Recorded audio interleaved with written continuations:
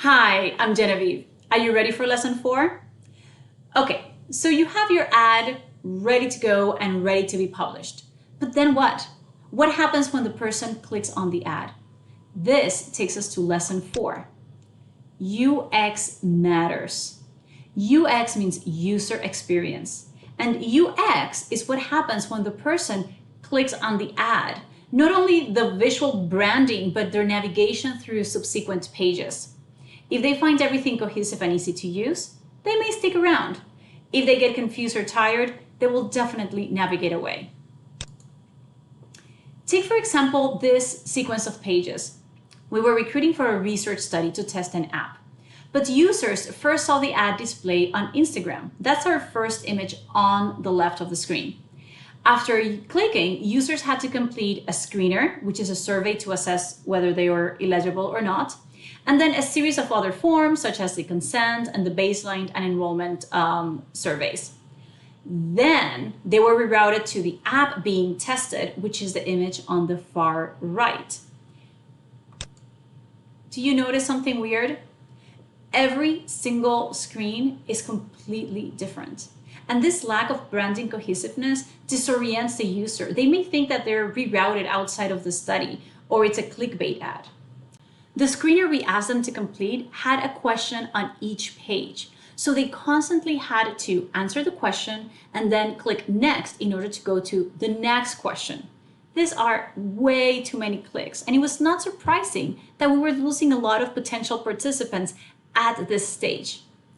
Fortunately, this was only a pilot study, so we had the opportunity to redesign the entire process.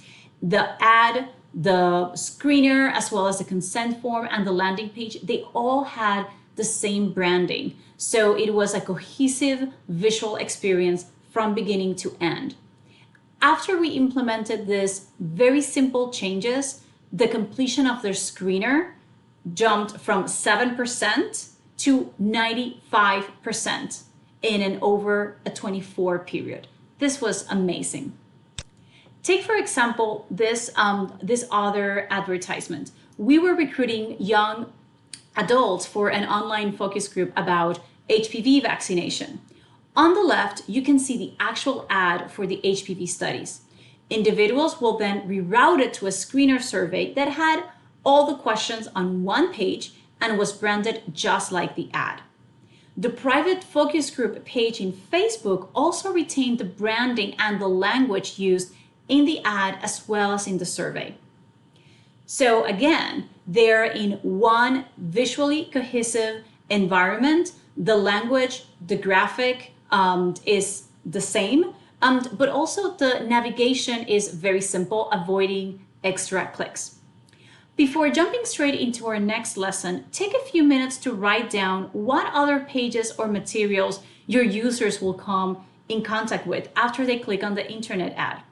Are they going to go to your website, to another agency's website, or what other forms do they have to complete as part of the process?